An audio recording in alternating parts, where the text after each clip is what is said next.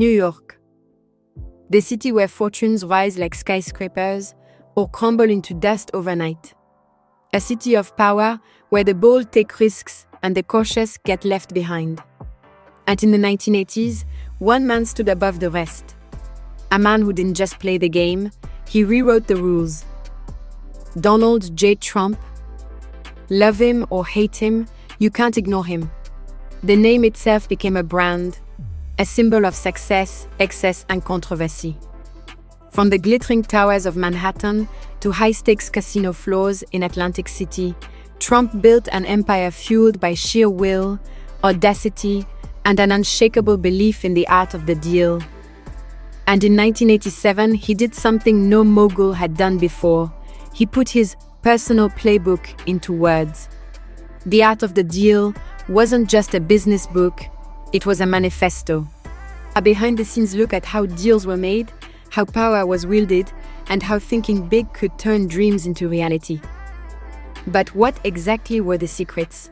How did Trump navigate billion-dollar deals, outmaneuver rivals, and seize opportunities others were too afraid to touch? Today, we break it all down. The biggest deals, the boldest moves, and the mindset that turned a brash Queen's kid into a global icon. Whether you admire him or despise him, there's no denying one thing: Trump knew how to win. And if you're willing to learn, so can you. Act 1. The man, the myth, the deal maker. Before he was a TV star or the 45th President of the United States, Donald J. Trump was something else entirely. A real estate mogul, with an uncanny ability to spot opportunities where others only saw failure. When the economy tanked, when the markets collapsed, when entire city blocks in Manhattan were left to rot, Trump didn't retreat. He saw potential. Because he wasn't just a businessman, he was a salesman, a risk taker, and, above all, a deal maker. Some said he was too bold. Others said he was reckless. But one thing no one could deny: he made things happen. So what made him different? It wasn't just the money. Plenty of people had wealth. But Trump had something else, something far more powerful. It was the mindset. If you're going to dream, dream bigger than anyone else. A small mindset creates small results. Trump didn't just want to own a building. He wanted to own the skyline. Be relentless. Deals don't close themselves. Trump chased every opportunity with an obsession. Whether it was the Commodore Hotel, Trump Tower, or the Taj Mahal Casino, he fought through every roadblock, every lawsuit, every doubter. Always negotiate from strength. Weakness in a deal is a death sentence. Trump understood that leverage was everything. Whether it was political connections, media influence, or simply the ability to walk away. If he had an inch, he'd take a mile. Leverage your assets. Power isn't just about what you own. It's about what you can make others believe you own. Trump mastered the art of using branding, perception, and strategic partnerships to turn his name into an empire. This wasn't just business. It was the art of war in a suit and tie. And Trump, he played to win. Now, the question is, are you ready to play? Trump loves to say, deals are my art form. Other people paint beautifully on canvas or write wonderful poetry. I make deals, preferably big deals. Act 2, Trump's deal-making secrets. Trump's deals weren't just about buying and selling. They were chess matches played on the high-stakes board of New York real estate. Every move was calculated, every opponent studied. He wasn't just making deals, he was shaping perceptions, controlling narratives, and always staying one step ahead. In The Art of the Deal, he reveals what he calls the Ten Commandments of business, the guiding principles that turned him from a young developer into one of the most powerful moguls in the world. Today we break down 3 of the most powerful. Aim high, then push harder. Trump never aimed for average, he aimed for iconic. When he set his sights on building Trump Tower, the doubters lined up. Experts said he'd never secure the land, never get the funding, never push past the red tape. But Trump didn't listen. He kept pushing, relentlessly. First, he negotiated control of the crumbling Bonwit Teller building, a prime location on Fifth Avenue. Then, he convinced city officials that his project would revitalize the area, securing tax breaks and approvals. Finally, he brought in the most prestigious architects, selling them on his vision of skyscraper wrapped in bronze and black glass, a symbol of absolute luxury. By the time the dust settled, Trump Tower wasn't just a building, it was a statement, a new standard in high-end real estate.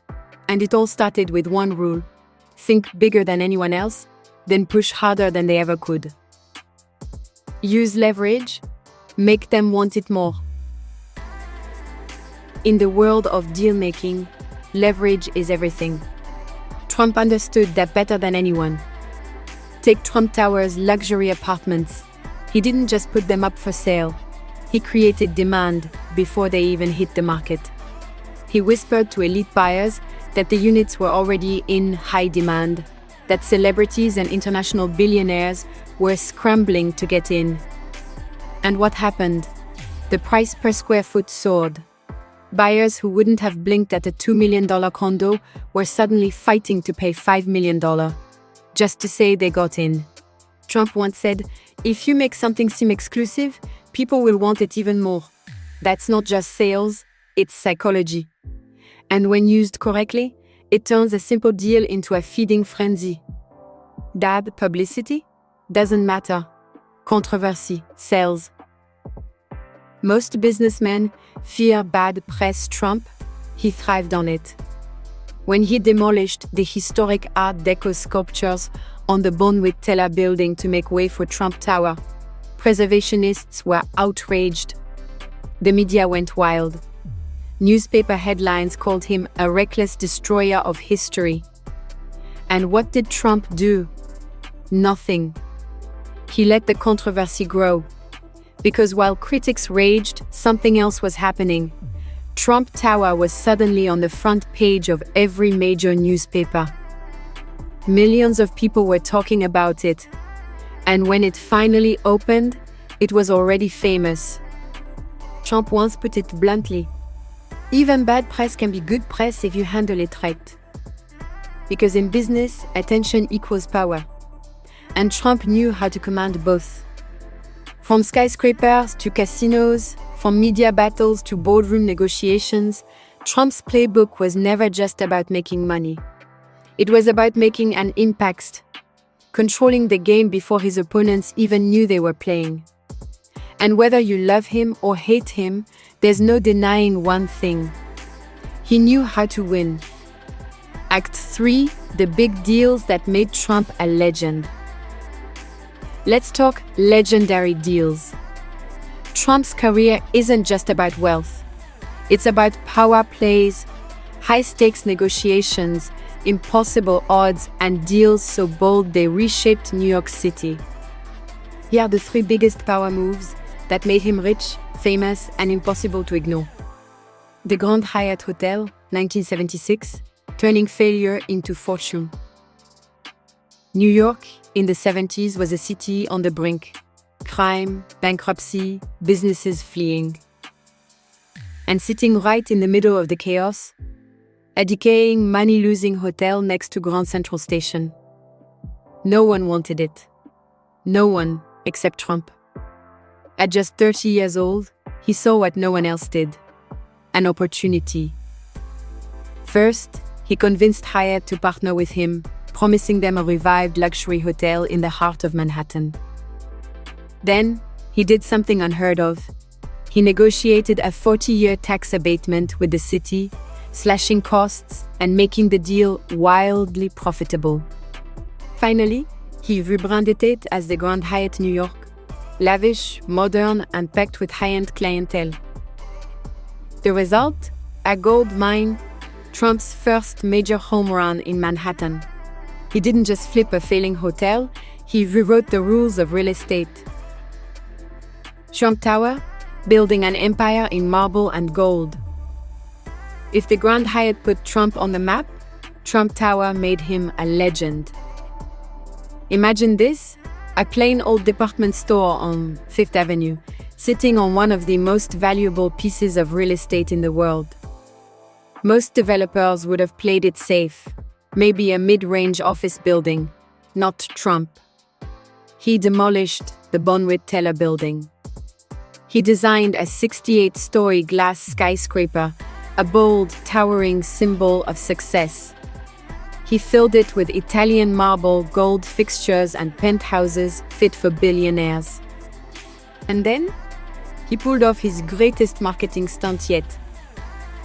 He made Trump Tower exclusive. Luxury apartments weren't just for sale, they were status symbols. Celebrities, royalty, and tycoons fought to get in, driving prices into the stratosphere. By the time the doors opened in 1983, Trump Tower wasn't just a building, it was a brand. And Trump? He wasn't just a developer anymore, he was a mogul.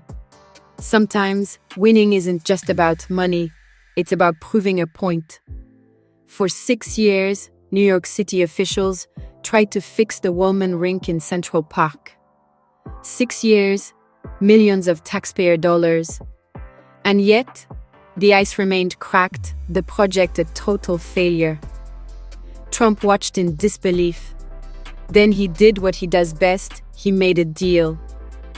He told the city, "Give me the rink, I'll fix it. No profit, just results." He took over construction, slashed bureaucracy, and worked around the clock. And in just 6 months, under budget, the rink was finished. New Yorkers were stunned. The same government that had wasted years and millions had been outperformed by one man in half a year. It wasn't just a win, it was a statement. A public reminder that Trump wasn't just a businessman, he was a power player who could get things done. And from that moment on, his reputation skyrocketed. From flipping failing hotels to redefining luxury to outsmarting an entire city government, Trump's greatest deals weren't just about what you build. It's about how you play the game. So, can you use Trump's tactics to win in life and business? Absolutely. Trump didn't become a billionaire by accident. He played the game with strategy, confidence, and relentless drive. And guess what? You don't need a skyscraper or a billion-dollar deal to apply these same principles. Whether you're negotiating a salary, selling a product, or making real estate moves, these tactics work anywhere. Here's what you need to remember. Is think bigger than anyone else. Most people think small, safe paychecks, safe investments, safe moves. Trump? He thought in skyline terms. Don't just go for the easy win, go for the game changer. Find your leverage and use it. Power doesn't come from what you have. It comes from what you can make others believe you have. Trump knew how to create demand before he even had a product. He used exclusivity, scarcity, and perception to control the market. Want a raise? Don't just ask. Show your boss they need you more than you need them. Selling a product? Create urgency. Make people feel like they're missing out. That's leverage. Embrace the spotlight, good or bad. Most people run from controversy. Trump ran toward it. When others were careful with words, he was bold. When the media attacked, he used it to keep his name in the conversation. Love him or hate him, you never forgot him. That's the power of attention. You don't need the whole world watching. Just the right people. Be seen, be heard, and most importantly, be unforgettable. Be relentless. Never take the first offer. Deals aren't won by the person who gives up first. Trump pushed past every no. He fought for better terms, bigger deals, and higher stakes. Why? Because he knew the first offer is never the best one. Whether it's a job offer, a client contract, or a real estate deal, always push for more. If you don't ask, you don't get. Trump's quote, "If you're going to be thinking anyway, you might as well think big." The question isn't, can you win? The question is, are you willing to play the game? Finally, the verdict on The Art of the Deal. The Art of the Deal isn't just a business book. Some say it's a masterclass in negotiation. Others say it's just one long brag. But love him or hate him, there's one thing you can't deny: the lessons inside. They're powerful. They've built empires, closed billion-dollar deals, and shaped the career of a man who played the game bigger and bolder than anyone else. And now, the question is, are you ready to play? I want to hear from you. Have you used any of these tactics in your own life? Did they work? Drop a comment below. And if you learned even one thing today, smash that like button. It helps more people see this video. And hey, if you want more business and success breakdowns, don't just watch, subscribe. So hit that button and I'll see you in the next one.